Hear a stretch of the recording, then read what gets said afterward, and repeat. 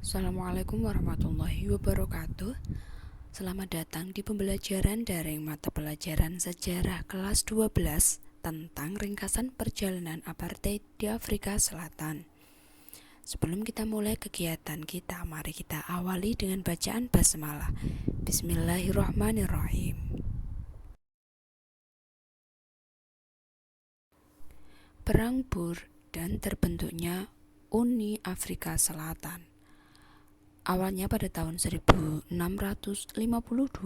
bangsa Boer atau Belanda mulai menjajah Afrika Selatan untuk menguasai sumber daya alamnya.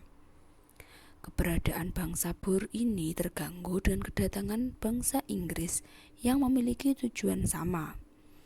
Hingga terjadilah Perang Boer di tahun 1899 sampai 1902. Saat itu, Perang Boer dimenangkan oleh bangsa Inggris sehingga mereka mendirikan sebuah negara dominion atau negara khusus dengan ketatanegaraan Inggris, yaitu Union of South Africa. Legalisasi rasialisme atau apartheid. Suku asli yang mendiami Afrika Selatan, yakni suku Bantu, mendapat perlakuan buruk dari Inggris.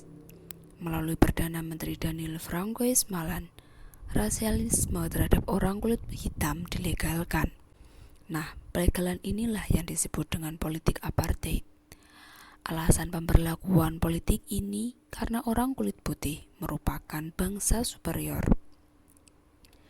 Wujud dari diberlakukannya politik apartheid sendiri, yakni adanya segregasi atau pemisahan antara orang-orang kulit putih dan kulit hitam sebagaimana yang bisa kalian lihat pada gambar.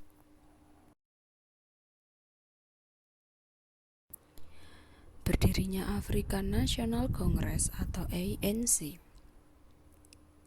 Orang kulit hitam tidak tinggal diam, tetapi mereka juga memberikan perlawanan dengan membentuk organisasi modern, yakni African National Congress. ANC adalah partai politik yang dibentuk untuk mengalahkan dominasi politik kulit putih pada tahun 1952 di bawah pimpinan Nelson Mandela. Tahun 1955, ANC membentuk koalisi gabungan kulit berwarna dengan tujuan menggandeng oposisi lain supaya lebih kuat. Koalisi tersebut berhasil mencanangkan Freedom Charter yang kemudian menjadi program perjuangan ANC berikutnya. Pelarangan ANC dan PAC. Pada tanggal 6 April 1959, Pan-Africanist Congress atau PAC disahkan di Soweto dan dimotori oleh pecahan dari ANC.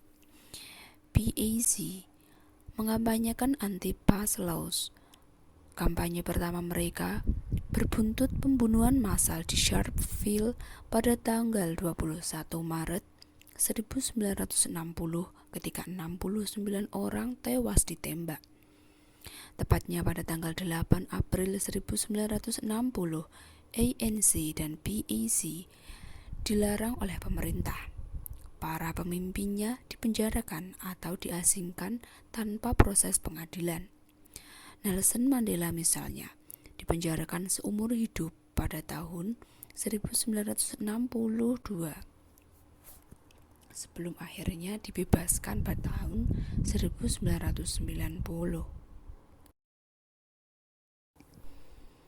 Pembebasan Mandela dan penghapusan undang-undang apartheid.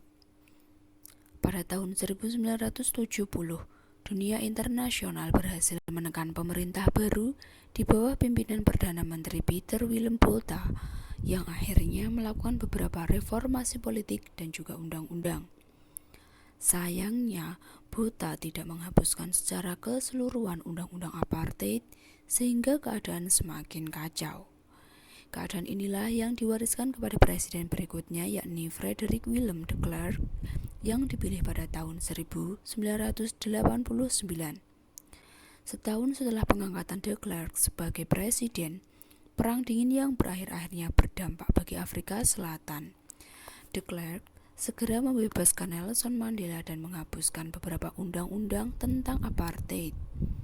Undang-undang yang dihapuskan oleh De Klerk di sidang parlemen pada 21 Februari 1991 adalah Land Act, yaitu undang-undang yang melarang orang kulit hitam memiliki tanah di luar wilayah tempat tinggal yang ditentukan. 2. Group Areas Act, yaitu undang-undang yang mengatur pemisahan tempat tinggal orang kulit putih dan kulit hitam. 3. Population Registration Act, yaitu undang-undang yang mewajibkan semua orang kulit hitam untuk mendaftarkan diri menurut kelompok dan sukunya masing-masing. Pemilu antirasial pertama. Pada tahun 1994 diadakan pemilu antirasial pertama dan hasilnya yakni Nelson Mandela serta ANC keluar sebagai pemenang. Kemudian pada tanggal 10 Mei 1994 Nelson Mandela ditetapkan sebagai presiden kulit hitam pertama di Afrika. Atas usahanya, Nelson Mandela dianugerahkan Nobel Perdamaian tahun 1994. Dan begitulah bagaimana akhirnya politik apartheid di Afrika Selatan berhasil diruntuhkan. Meskipun sulit dan tampak tidak mungkin, asal kita mau berusaha, pasti akan ada hasilnya. Nah, sebagaimana juga kutipan dari Nelson Mandela ini, "Education is the most powerful weapon which you can use to change the world."